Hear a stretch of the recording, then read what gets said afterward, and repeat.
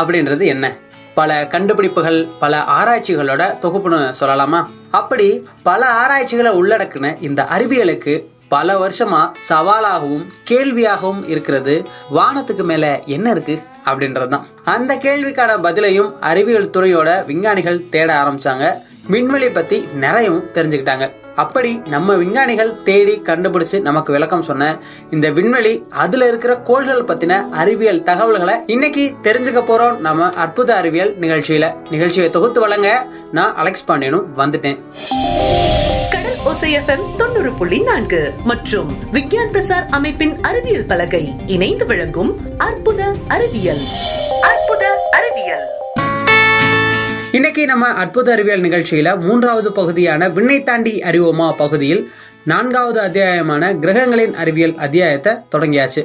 போன அத்தியாயத்துல நாம பூமி, அதுல நாம தெரிஞ்சுக்க வேண்டிய பல விஷயங்களை தெரிஞ்சுக்கிட்டோம். இன்னைக்கு பூமி மாதிரியே சூரிய குடும்பத்துல இருக்கிற மற்ற கோள்கள் பத்தின அறிவியல் தகவல்களை தெரிஞ்சுக்கலாம். சரி, இந்த கோள்கள் பத்தின விளக்கத்தை இப்ப யார் கொடுக்க போறா தெரியுமா? எப்பவும் நானோ இல்ல அறிவியல் விஞ்ஞானிகள் சொல்றதே கேட்போம். ஆனா இந்த முறை கோள்களே நம்ம கிட்ட அந்த கோள்கள் பத்தின குட்டி விளக்கத்தை சொல்ல இருக்காங்க. கோள்கள் என்ன சொல்றாங்க அப்படின்னு கேட்கலாமா? வணக்கம், நான் புதன் கோள். சூரிய குடும்பத்துல முதலாவது அப்புறம் சின்ன கோள் நான் தான். நான் சூரியனுக்கு ரொம்ப கிட்டக்க இருக்கிறதுனால வெறும் 88 நாள்லயே சூரியனை சுத்தி வந்துருவேன். ஆனா புதன்ல ஒரு நாள் இருக்குல்ல, அது பூமியில இருக்கிற 51 நாளுக்கு சமம். அவ்வளவு மெதுவா ரசிச்சு ருசிச்சு நான் சுத்துவேன். நான் பார்க்கத்தான் சிறுசு, ஆனா என்னோட சராசரி வெப்பநிலை 167 டிகிரி செல்சியஸ்ல இருக்கும். அப்படியே சும்மா சுட்டு எரிப்பேன். தம்பி புதனே, வெப்பத்தை பத்தி யார்கிட்ட பேசுறீங்க? எனக்கு சராசரியா வெப்பம் 475 டிகிரி செல்சியஸ் ஆகும். நான் தான் வெள்ளி. சூரிய குடும்பத்துல நான் 2வது கோள். என்கிட்ட இங்க நிறைய எரிமலை குமிஞ்சு கிடக்கு. நான் கொஞ்சம் வித்தியாசமான ஆளாக்கும். ஏன்னா இங்க சூரியன் மேற்கில உதிச்சு கிழக்கில மறையும். எனக்கு சூரியனை சுத்த 224 நாள் தான் ஆகும். ஆனா என்ன நான் சுத்திக்கிற 243 நாள் ஆகும். அதாவது வெள்ளியில ஒரு வருஷத்தை விட ஒரு நாளுக்கு ரொம்ப பெருசு. வணக்கம், நான் தான் பூமி. என்னை பத்தி உங்களுக்கு நிறைய தெரிஞ்சிருக்கும். ஆனாலும் நானே உங்களுக்கு சில விஷயங்கள் சொல்றேன். நான் சூரிய குடும்பத்துல 3வது கோள். நீர், நிலம், காற்று, வாயுக்கள், எரிமலைன்னு என்கிட்ட நிறைய விஷயங்கள் இருக்கு. மற்ற கோள்களோட நான் ரொம்ப சூப்பரான ஆளு. இங்க மட்டும்தான் மனுஷங்களான நீங்களும் மற்ற உயிரினங்களும் வாழ்றாங்க. நான் சூரியன்ல இருந்து 15 கோடி கிலோமீட்டர் தள்ளி இருக்கேன். என்ன சுத்தி ஓசோன் படலம்னு ஒண்ணு இருக்கு. இது என் மேல கதிர்வீச்சு படாம இருக்க பாதுகாக்குது. நான் சூரியனை சுத்தி வர 365 நாள் எடுத்துப்பேன். என்ன நானே சுத்திக்க 24 மணி நேரம் ஆகும். இதுதான் என்ன பத்தின தகவல்கள். வணக்கம், நான் தான் செவ்வாய். நான் சூரிய குடும்பத்துல 4வது கிரகம். நானும் பூமியும் ஃப்ரெண்ட்ஸ் மாதிரி. மனுஷங்களா எப்படியாவது என்கிட்ட வரலாம்னு ஆராய்ச்சி பண்ணிட்டு இருக்காங்க. என்கிட்ட வெயில் வேணும்னா வெயில் இருக்கு, தூசி வேணும்னா தூசி இருக்கு, குளிர் வேணும்னா குளிர் இருக்கு. பூமிக்கு நிலா மாதிரி என்கிட்ட போபோஸ், டிமோஸ்னு 2 துளை கோள்கள் இருக்காங்க. நான் சூரியனை 687 நாள்ல சுத்தி வருவேன். வளிமண்டலத்துல கொஞ்சம் சிவப்பா இருக்கிறதுனால ரெட் பிளானட், அதாவது என்னை சிவப்பு கிரகம்னு கூப்பிடுறாங்க. வணக்கம்ப்பா, நான் வியாழன். நான் தான் இங்க சைஸ்ல கொஞ்சம் பெரிய ஆளு. சூரிய குடும்பத்துல நான் 5வது கோள். நான் எவ்வளவு பெருசுனா, பூமி இருக்குல்ல, பூமி அது மாதிரி 1300 பூமி சேர்ந்ததான் என்னோட சைஸ். அவ்வளவு பெரிய கோள்னா எத்தனை துணைக்கோள் இருக்கும்? எனக்கு மொத்தமா 75ல இருந்து 80 துணைக்கோள்கள் இருக்கு. இங்க ஒரு நாள் என்றது வெறும் 10 மணி நேரம் தான். ஆனா நான் சூரியனை சுத்தி வர எவ்வளவு நாள் ஆகும் தெரியுமா? நாளெல்லாம் இல்ல, 11.8 வருஷம் ஆகும். இங்க கிரேட் ரெட் ஸ்பாட்னு பல வருஷமா புயல் வேற அடிச்சுக்கிட்டு இருக்கு. ஹாய், நான் தான் சனி. சூரிய குடும்பத்துல 6வது கோள். என்னைய சுத்தி அழகான வளையம் இருக்கு. நான் சூரியன்ல இருந்து தள்ளி இருக்கிறனால குளிர் கொஞ்சம் ஜாஸ்தி தான். இங்க குளிர் -170 டிகிரி செல்சியஸ்ல இருக்கு. எனக்கு மொத்தம் 145 துணைக்கோள்கள் இருக்குன்னு கண்டுபிடிச்சிருக்காங்க. எனக்கு ஒரு நாளுன்றது 10.7 மணி நேரம் தான். ஆனா சூரியனை சுத்தி வர எனக்கு 29 வருஷம் ஆகும். யுரேனஸ். நான் சூரிய குடும்பத்துல 7வது கோள். இங்க பனிக்கட்டியெல்லாம் நிறைஞ்சிருக்கு. அதனால குளிருக்கு பஞ்சமே இல்லை. என்னைய சுத்தியும் நிறைய வளையங்க இருக்கு. நான் சூரியனை சுத்தி வர 84 வருஷம் ஆகும். எனக்கு ஒரு நாள்ன்றது 17 மணி நேரம் தான். எனக்கு மொத்தம் 27 தணிக்கல் இருக்கு. எல்லா கோளும் குறுக்கிட்டுல சுத்தும்ல, ஆனா நான் செங்குத்தா சுத்துவேன். அப்ப நான் கொஞ்சம் ஸ்பெஷல் தானே. வணக்கம், நான் தான் லெஃப்டியான். எங்க குடும்பத்துல நான் தான் கடைசி. என்னை செல்ல குட்டின்னு சொல்லலாம். எனக்கு அப்புறம் லூட்டோன்னு ஒரு தம்பி இருந்தான். இப்ப அவனை சூரிய குடும்பம் இல்லைன்னு நினைச்சிட்டாங்க. சூரியன்ல இருந்து நான் ரொம்ப தூரத்துல இருக்கிறதுனால பயங்கர குளிரா இருப்பேன். இங்க அடர்த்தியான காத்து எப்பயுமே வீசிட்டு இருக்கும். எனக்கு ஒரு நாளுங்கிறது 14 மணி நேரம் தான். ஆனா ஒரு வருஷங்கிறது 165 வருஷத்துக்கு சமம். எனக்கு 17 துணைக்கோள்கள் இருக்காங்க. எல்லா கோள்களுமே அந்த கோள்களை பத்தின குட்டி குட்டி விளக்கத்தை அழகா கொடுத்தாங்க இல்லையா?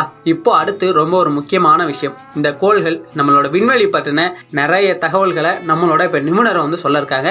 இப்போ இந்த கோள்கள் விண்வெளி பத்தின விளக்கத்தை கொடுக்க இணைஞ்சிருக்காங்க சென்னை சென்ட்ரல் பாலிடெக்னிக் கல்லூரியின் இயற்பியல் விரிவுரையாளர் திரு ஜோசப் பிரபாகரன் அவர்கள். இப்போ நம்ம சாரோட பேசலாம். வணக்கம் சார். கடல் ஓசை FM நேயர்களுக்கு வணக்கம் சார். கோள்கள் எல்லாமே சூரியனை சுற்றி வர்றதுக்கான காரணம் என்ன சார்? அதுவும் ஒரே சுற்றுவட்ட பாதையில் சுற்றி வந்துட்டு இருக்கே, அது எப்படி? கோள்கள் எல்லாம் சூரியனை சுற்றி வர காரணம் என்ன? சூரியனை சுற்றி வர காரணம் பார்த்தீங்கன்னா சூரியனோட ஈர்ப்பு விசை தான். ஏன் வந்து நிலா வந்து பூமி சுற்றி வரணும்னா பூமியோட ஈர்ப்பு விசைனால நிலா சுற்றி. அப்போது இந்த ஈர்ப்பு விசைங்கிறது இந்த பிரபஞ்சத்தோடைய மிக அடிப்படையான ஒரு பண்பு. எல்லா விதமான நிறைவுள்ள பொருட்களும் அதிக நிறைவுள்ள பொருட்களும் தன்னைத்தானே தனக்கு சுற்றி இருக்கிற பொருட்களை வந்து ஈர்க்கும். இப்போ எடுத்துக்காட்டாக பார்த்தீங்கன்னா சூரியன் வந்து பல லட்சக்கணக்கான கோடிக்கணக்கான கிலோகிராம் இடையுள்ள ஒரு பொருள். அது வந்து சுற்றி இருக்கிற எல்லா கிரகங்களையும் தன்னைத்தானே இருக்கிறதுனால அது சுற்றி வருது. இது வந்து எல்லா நட்சத்திரங்களும் சூரியன் ஒரு நட்சத்திரம் மாதிரி எல்லா நட்சத்திரங்களிலும் அதுக்கு சுற்றி நிறைய கிரகங்கள் வந்து நிறைய கோள் சுற்றி வந்து கொண்டே இருக்கின்றன. இந்த மொத்த சூரிய மண்டலமும் என்ன சொல்லுது? இந்த பால்வழி மண்டலத்தை சூரிய குடும்பமும் பால்வழி மண்டல சூரியன் பால்வழி மண்டல நடுவில் பார்த்தீங்கன்னா ஒரு மிகப்பெரிய ஒரு மேசிவான ஒரு பொருள் இருக்கிறதுனால அதை சுற்றி இந்த சூரிய குடும்பம் சுற்றி வரும். அது மாதிரி எல்லா விதமான அதிக நிறை கொண்ட பொருள்களை சுற்றி இந்த மாதிரியான சில சில பொருள்கள் கோள்கள் துணைக்கோள்கள் வந்து சுற்றி வர்றதுங்கிறது ஈர்ப்பு விசை மிக முக்கியமான காரணம். சார், நம்மளோட மனித உடம்புக்கும் இந்த கோள்களுக்கும் ஏதாவது சம்பந்தம் இருக்கா? மனித உடலுக்கும் கோள்களுக்கும் ஏதாவது தொடர்பு உள்ளதா? நிச்சயமாக எந்த ஒரு தொடர்பும் கிடையாது. மனித உடலுக்கும் ஒரே ஒரு கோளுக்கு மட்டும்தான். அது எந்த கோள்னா நம்ம பூமி அப்படின்ற கோளுக்கு மட்டும்தான். இந்த பூமியோட ஈர்ப்பு விசைனால தான் நம்ம மனித உடல் வந்து இந்த பூமியில ஒட்டிக்கிட்டு இருக்கு. ஒருவேளை பூமியோட ஈர்ப்பு விசை இல்லைன்னா நம்ம மனித உடல் வந்து பூமியை விட்டு விலகி வெளில இந்த பாட்டு பறந்து வெளில போய்கிட்டே இருக்கு. மற்றபடி செவ்வாய் கிரகத்துக்கு நமக்குமோ இல்லை நிலாவுக்கும் நமக்குமோ இல்லை வந்து வியாழனுக்கு நமக்குமோ எந்த கிரகத்துக்கு, ஏன்னா எல்லா கிரகங்களும் பூமியை விட்டு மிக மிக தொலைவில் இருக்கிறது. நம்ம சாதாரணமாக கிராமங்களில் நம்புற மாதிரி செவ்வாய் கிரகம் சனி தோஷம் அப்படின்ற மாதிரி நிறைய நம்புகிறாங்க. இந்த கிரகங்களில் எதுவுமே வந்து எந்த ஒரு சிறு விளைவுமே நம்மளுடைய மனதிலையோ நம்ம எண்ணங்கள்லையோ நம்மளுடைய மனித செயல்பாடுகள்லையோ நம்மளோட உடல்லையோ எந்த ஒரு நோய்க்கும் எந்த இதையும் செய்யப்படுறதில்லை. இது வந்து மிக மிக தவறான ஒரு அப்பட்டமான ஒரு மூட நம்பிக்கை. எத்தனையோ அறிவியலறிஞர்கள் வந்து இப்போது குறிப்பாக செவ்வாய் தோஷம்னா செவ்வாய் கிரகம் வந்து நம்ம எப்படி நமக்கு வந்து என்ன மாதிரியான விளைவு ஏற்படுது நிறையா வந்து உண்மையிலேயே வந்து அறிவியல் கணக்குகளை செஞ்சு பார்த்துருக்காங்க. அப்படி பார்த்தீங்கன்னா கிட்டத்தட்ட அதனுடைய எஃபெக்ட்லாம் ஒன்றுமே இல்லை, ஜீரோ. ஈவன் நிலாவை கூட நம்ம மேலே எந்த ஒரு இப்போ எஃபெக்டும் ஏற்படுத்தலை அப்படின்றத வந்து பல இடங்களில் பல காலமாக வந்து நிரூபிச்சிருக்கிறாங்க. இது வந்து நம்ம வந்து குறிப்பாக இந்த மாதிரியான மூடநம்பிக்கைகள் வானவியல் சார்ந்து நட்சத்திரங்கள் சார்ந்து நிலா சார்ந்து கோள்கள் சார்ந்து நிறைய மூடநம்பிக்கைகள் இருக்குது. இந்த மூடநம்பிக்கைகள்லாம் நம்ம வந்து சரியான அறிவியல் கல்வி மூலமாக நம்ம ஒழிச்சு ஆகணும். சார், நம்மளோட பூமி சூரியனை 365 நாள் 6 மணி நேரத்தில் சுற்றி வருது அப்படின்னு சொல்கிறாங்க. அது மாதிரி மற்ற கோள்கள் சூரியனை சுற்றி வர எத்தனை நாள் எடுத்துக்கிறோம்? பூமி மாதிரி மற்ற கோள்கள் சுற்றி வர எவ்வளோ நாள்கள் ஆக்கும்? குறிப்பாக பார்த்தீங்கன்னா பூமி வந்து 365 நாள் ஆகுது சூரியன் சுற்றி வர்றதுக்கு. அதே வந்து புதன் வந்து கிட்டத்தட்ட 88 நாள்களை சுற்றி வந்துடுது. வெள்ளி வந்து பார்த்திங்கன்னா கிட்டத்தட்ட 200 நாள்கள் தோராயமாக 200 நாள்களை சுற்றி வந்துடுது. செவ்வாய் நமக்கு அடுத்தது இருக்கிற செவ்வாய் வந்து பார்த்திங்கன்னா கிட்டத்தட்ட 650 நாட்கள் ஆகுது. அதாவது கிட்டத்தட்ட 2 வருஷம் கிட்டத்தட்ட 2 வருஷம் ஆகுது சுற்றி வர்றதுக்கு. 680 நாட்கள் நினைக்கிறேன். வியாழன் பார்த்திங்கன்னா கிட்டத்தட்ட 11 வருஷம் சூரியன் சுற்றி வர்றதுக்கு 11 வருஷம் ஆகும். சனி கிரகம் வந்து கிட்டத்தட்ட 240 வருடங்கள் நினைக்கிறேன்.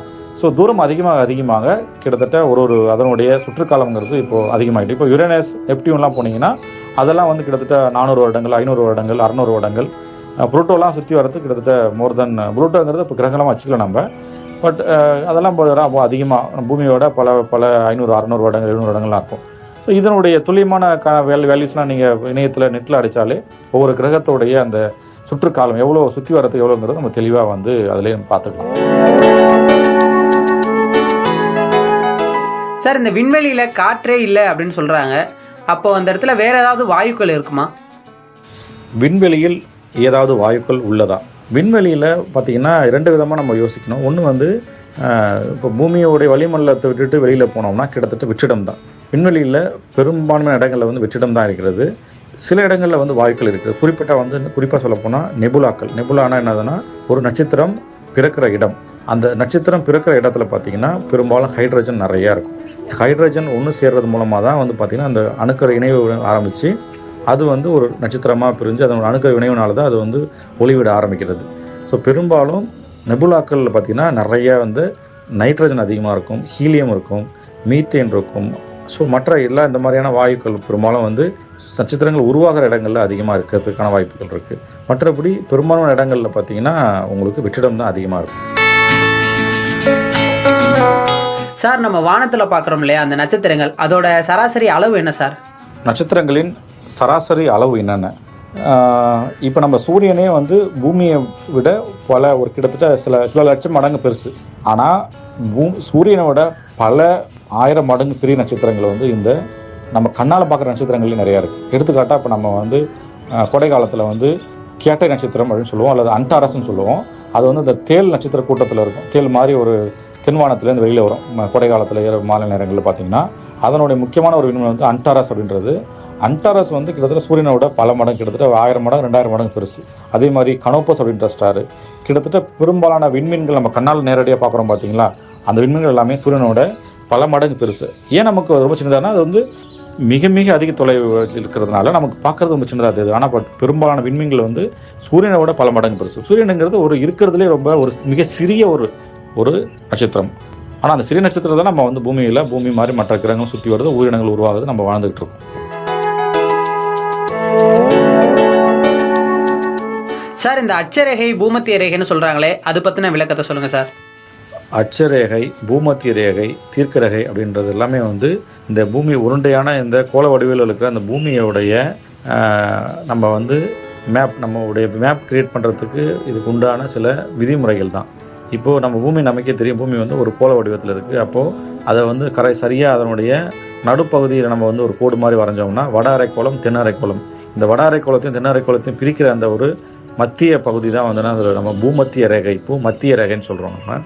அதே மாதிரி அட்சரேகை அப்படின்றது பார்த்திங்கன்னா இப்போ நம்ம பூமியோடைய மத்திய ரேகையிலிருந்து கொஞ்சம் கொஞ்சமாக நம்ம வந்து வடக்கு நோக்கி போனோம்னா அதனுடைய அந்த வடதுருவ பகுதி நோக்கி அந்த திசை நோக்கி செல்வோம்.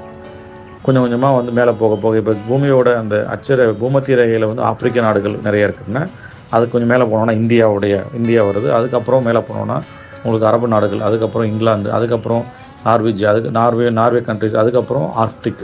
ஸோ அப்போது ஒரு இந்த மேலே வடக்கு நோக்கி போக எந்த அளவுக்கு நம்ம வடக்கு நோக்கி போகிறோம் அதை வந்து கோடுகளால் நம்ம தீர்மானிக்கிறோம். 1 டிகிரி, 2 டிகிரி, 3 டிகிரின்னு கடைசியாக பூமியோட வட துருவத்துக்கு போகும்போது 90 டிகிரி ஆயிரும். அப்போது அட்சரேகைங்கிறத நம்ம கோணத்தில் தான் கொடுக்குது. அதே மாதிரி தீர்க்க ரேகைங்கிறது என்னது, கிழக்கு நோக்கி, அதாவது கிழக்கு மேற்கு. இப்போ எப்படி அட்சரேகைங்கிறது வடக்கு தெற்கு அப்படின்ற திசைக்கு போகிறதுக்காக குறிக்கப்பட்ட ஒரு கோடுகள், வரைகோடுகளோ, அதே மாதிரி தீர்க்க ரேகைங்கிறது லாங்கிடியூட், ஆங்கிலத்தில் லாங்கிடியூட்னு சொல்லுவாங்க. கிழக்கு மேற்கு அப்படின்றத குறிக்கிறதுக்காக கிழக்கில் எவ்வளோ ஆங்கிள் நான் போயிருக்கிறேன், மேற்கில் எவ்வளோ ஆங்கிள் நம்ம போயிருக்கிறோம் அப்படின்றத வந்து குறிக்கிறதுக்காக பயன்படுத்தப்பட்ட அந்த வளைகோடுகள். இந்த பூமியில் ஒவ்வொரு நாட்டுக்குள்ள ஒவ்வொரு நகரத்துக்கும் நம்ம வந்து அது எந்த இடத்துல அந்த பூமியில் எங்கே இருக்குன்னு சொல்கிறதுக்கு நம்ம என்ன பண்ணுறோம், அதனுடைய அட்சரேகையும் திருக்கரேகையும் சொல்லலாம். குறிப்பாக பார்த்தீங்கன்னா சென்னைக்கு வந்து அதனுடைய அட்சரேகை பார்த்தீங்கன்னா 13 டிகிரி, அதாவது பூமத்திய ரேகையிலேருந்து வடக்கு நோக்கி 13 டிகிரி மேலே போனோம்னா சென்னையுடைய அந்த பகுதி வரும். அது பூமத்திய ரேகை அதனுடைய கிரீன்விச் பகுதியிலிருந்து தீர்க்கரேகை பார்த்தீங்கன்னா கிட்டத்தட்ட 88 டிகிரி.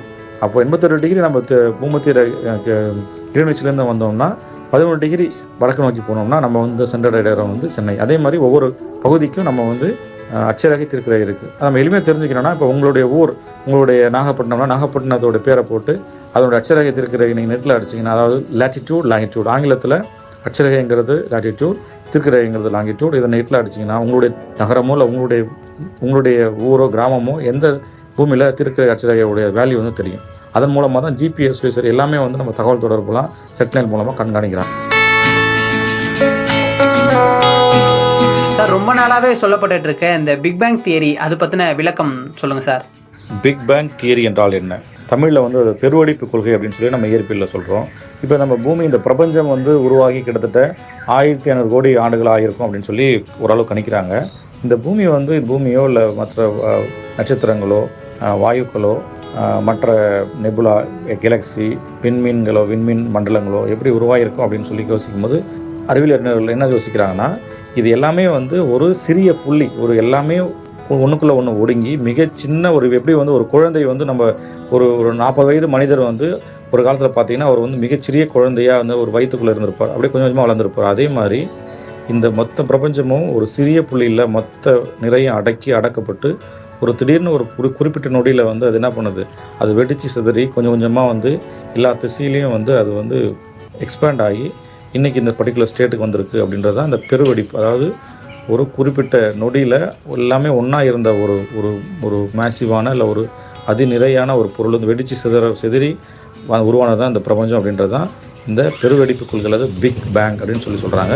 இதில் வந்து எவ்வளோ நாளுக்கு நடந்ததுன்னு பார்த்தீங்கன்னா கிட்டத்தட்ட ஒரு 13.4 பில்லியன் சொல்கிறாங்க. அதாவது கிட்டத்தட்ட 1300 கோடி ஆண்டுகளுக்கு முன்னால் நடந்திருக்கலாம் அப்படின்றத ஒரு இயற்பியலர்கள் கணிக்கிறாங்க. சார், இந்த பிளாக் ஹோல் பற்றி நிறைய விஷயம் நான் வந்து கேள்விப்பட்டிருக்கேன் சார். ஆனால் அது பற்றின ஒரு சரியான விளக்கம் தெரியல. இந்த பிளாக் ஹோல்னால் என்ன சார்? பிளாக் ஹோல் பற்றிய விளக்கம் நம்ம ஏற்கனவே எல்லாருக்கும் தெரியும். இந்த பிரபஞ்சத்தில், இந்த பேரண்டத்தில் நட்சத்திரங்கள் அப்படின்றது ஒரு மிக முக்கியமான ஒரு பொருள். நட்சத்திரங்கள் இருக்கிறதுனால தான் கோள்கள் உருவானது. கோள்கள் வந்து பூமியை சுற்றி வருது. கோள்கள் வந்து சூரியனை சுற்றி, சூரியனோட ஒரு நட்சத்திரம் எல்லாருக்கும் தெரியும். அந்த சூரியனில் வர ஒளியினால தான் நம்ம என்ன பண்ணுறோம், பூமியில் உயிர் உருவானது. இந்த நட்சத்திரம் வந்து எப்படி பிறக்குது அப்படின்னு பார்த்தீங்கன்னா, பல லட்சக்கணக்கான கோடிக்கணக்கான ஆண்டுகளுக்கு முன்னால் இந்த வெற்றிடத்தில் பூமியோட, அதாவது இந்த விண்வெளியில் சுற்றி கொண்டிருக்கிற இந்த வாயுக்கள் கொஞ்சம் கொஞ்சமாக வந்து அதனுடைய ஈர்ப்பு விசையில் கொஞ்சம் கொஞ்சமாக வந்து ஒன்று சேர்ந்து ஒரு கிளம்ஸ் ஆகி அது வந்து கொஞ்சம் கொஞ்சமாக ஒன்றுக்குள்ளே ஒன்று மோதி ஒரு விதமான உராய்வு மூலமாக கொஞ்சம் கொஞ்சமாக வெப்பம் உருவாகி அணுக்கரு வினை உண்டாகி அது வந்து ஒரு ஒளிவிட ஆரம்பிக்கிறது. இதுதான் வந்து நட்சத்திரம் பிறக்கிறதுக்கான ஒரு சூழ்நிலை. இந்த நட்சத்திரம் பிறந்து தன்னை ஒளிவிட்டு கொஞ்சம் கொஞ்சமாக அந்த ஹைட்ரஜன் அணுக்கள்லாம் வந்து ஒன்றிணைந்து ஹீலியம் அணுக்கள் ஆகி, திரும்ப ஹீலியம் அணுக்கள் அடுத்தடுத்த நியான் மற்ற அடுத்தடுத்து கனத்தனிமங்களாக மாறி கடைசி ஒரு கட்டத்தில் வந்து ஒரு நட்சத்திரத்துக்கு இறப்பு அப்படின்றது ஒன்று. எப்படி வந்து ஒரு பிறப்புங்கிறது நட்சத்திரத்துக்கு இருக்கும், அதே மாதிரி இறப்பு அப்படின்றதும் இருக்குது. அந்த நட்சத்திரத்துடைய கடைசி காலம்தான், ஒரு நட்சத்திரத்துடைய கடைசி காலம் தான் பார்த்தீங்கன்னா அந்த கருந்துளை அல்லது பிளாக் ஹோல் அப்படின்னு சொல்லப்படுறது. எல்லா நட்சத்திரங்களும் நம்ம வந்து கருந்துளையை மாறுறதில்லை. ஒரு நட்சத்திரம் அப்படின்றது 3 விதமான முடிவு காலம் இருக்குது. ஒன்று வந்து அது வந்து ஒரு நட்சத்திரம் வந்து ஒயிட் டுவார்ஃபாக மாறலாம், அதாவது வெள்ளை குளராக மாறலாம் கடைசி காலத்தில், அல்லது அது ஒரு நியூட்ரான் விண்மீனாக மாறலாம். மூன்றாவதான ஒரு வகை தானே அது இந்த கருந்துளையை மாறலாம். ஸோ இந்த ஒரு நட்சத்திரம் வந்து சூரியனை போல 1.4 மடங்கு நிறை கம்மியாக இருந்துச்சுன்னா அது வந்து வெள்ளை குளராக மாறிடும். நிறைய இப்போ இந்த பிரபஞ்சத்தில் இப்போ நம்ம வானத்தில் பார்க்குற நிறைய நட்சத்திரங்களுடைய அதனுடைய பேர் வந்து பார்த்திங்கன்னா வெள்ளை குளராக நிறைய இருக்குது பார்த்திங்கன்னா பார்க்கலாம். அதே மாதிரி ஒரு நட்சத்திரத்தோட நிறை வந்து 1.4 மடங்குலேருந்து, அதாவது 1.4 மடங்கான சூரிய நிறையிலிருந்து 3 மடங்கு சூரிய நிறை உள்ள அந்த இடைப்பட்ட நிறை உள்ள நட்சத்திரங்கள் பார்த்திங்கன்னா நியூட்ரான் விண்மீன்களாக மாறும். நட்சத்திரம் வந்து கிட்டத்தட்ட சூரிய நிறை போல் 3 மடங்குக்கு மேலே அதிகமாக இருந்துச்சுன்னா தனது கடைசி காலத்தில் வந்து அது கருந்துளையை மாறிடும். கருந்துளையை மாறினா அதோடைய மிக முக்கியமான ப்ராப்பர்ட்டி என்னென்னு பார்த்தீங்கன்னா, கருந்துளைங்கிறது ஒரு மிக மிக அதிகமான ஈர்ப்பு விசை உள்ள ஒரு பொருள். இந்த பிரபஞ்சத்தில் மிக அதிகமான ஈர்ப்பு விசை உள்ள ஒரு பொருள். அந்த பொருள் கருந்துளைக்குள்ளேருந்து ஒளி கூட வெளியில் வர முடியாது. இப்போ சூரியனிலேருந்து ஒளி வெளியில் வருது, மற்ற நட்சத்திரங்கள் ஒளி வெளியில் வருது. அதே மாதிரி இந்த ஒளி வந்து பூமி மேலே பட்டு திரும்ப ரிஃப்ளெக்ட் பண்ணி வெளியில் போகுது. ஆனால் என்ன பண்ணும், கருந்துளையை பொறுத்த வரைக்கும் ஒளி ஒளி உள்ளே போச்சுன்னா வெளில வராது, உள்ளே இருந்து வெளியில் வராது. அப்போனா ஒளி வெளியில் வரலன்னா நம்ம அந்த பொருளை நம்ம பார்க்க முடியாது. இல்லை சூரியன் நம்ம ஏன் பார்க்குறோம்னா அது ஒளி வர்றதுனால, மற்ற நட்சத்திரங்கள் ஏன் பார்க்கணும்னா ஒளி அது வெளியே விடுறதுனால. இப்போ ஒளியை வெளியே விடலைன்னா நம்மளால் அதை பார்க்க முடியாது. ஆனால் மற்ற சில அறிவியல் சோதனைகள் மூலமாக அந்த பிளாக் ஹோல் இருக்கிறத நம்ம நிரூபிச்சிருக்கிறாங்க. ஸோ கருந்துளை என்பது ஒளியை கூட வெளியிடாத அளவுக்கான மிக அதிகமான ஈர்ப்பு சக்தி உள்ள ஒரு பொருள். சார், இந்த சனி கோளை சுற்றி ஒரு வளையம் இருக்கு இல்லையா, அது மாதிரி மற்ற கோள்களுக்கும் ஏன் இந்த வளையம் இல்லை? அந்த வளையம் எதால் ஆனது சார்? நம்ம இங்கே பூமியிலேருந்து தொலைநோக்கி மூலம் பார்த்தோம்னா ரொம்ப அருமையாக, ரொம்ப அழகாக, பியூட்டிஃபுல்லாக அந்த வளையங்களை பார்க்கலாம். நீங்கள் இணையத்துலேயும், வெப்சைட்டில், இன்டர்நெட்லேயும் பார்த்தீங்கன்னா, கூகுளில் நீங்கள் சனி வளையங்கள் பார்த்தீங்கன்னா ரொம்ப அழகாக காமிச்சிருப்பாங்க.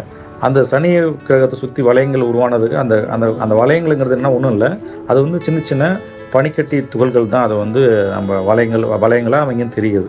அந்த பனிக்கட்டி துகள்கள் சனி கிரகத்துடைய புவியீர்ப்பு விசையினால் ஈர்க்கப்பட்டு தன்னை எப்படி நிலா பூமியோட ஈர்ப்பு விசை சுற்றியோதோ அதே மாதிரி அந்த வளையத்தில் இருக்கிற எல்லா சின்ன பனிக்கட்டி துகள்களும் அதை சுற்றி வர்றது நம்ம இங்கேருந்து பார்க்கும்போது அது ஒரு வளையம் மாதிரி தெரியுது. அது மற்றபடி பார்த்திங்கன்னா அது ரொம்ப க்ளோஸராக பார்த்தீங்கன்னா அது சின்ன சின்ன பனிக்கட்டி துகள்கள். இதை இந்த துகள்களை காசினி அப்படின்ற ஒரு சேட்டலைட் அனுப்புனாங்க சனி கிரகத்துக்கு. அது ரொம்ப துல்லியமாக படம் எடுத்து இணையத்தில் அந்த படங்கள் ரொம்ப பிரமாதமாக இருக்கும். நீங்கள் ஆர்வமுள்ளவங்களும் அதை பார்க்கலாம். மற்ற கிரகங்கள் இப்போ பூமிக்கோ இல்லை செவ்வாய்க்கோ அந்த மாதிரியான ஒரு வளையங்கள் கிடையாது. சில ஃபார் எக்ஸாம்பிள் யுரேனஸ் நெப்டியூனுக்கு சின்ன சின்ன வளையங்கள் மாதிரி அவருடைய சின்ன சின்ன பாறைகள் துணுக்கள் சுற்றிட்டு தான் சொல்கிறாங்க. அதெல்லாம் பெரிய அளவுக்கு நம்ம சனி கிரகத்தோட வளையம் மாதிரி அளவுக்கு இல்லை. ஸோ அதை நம்ம புரிஞ்சுக்கணும்.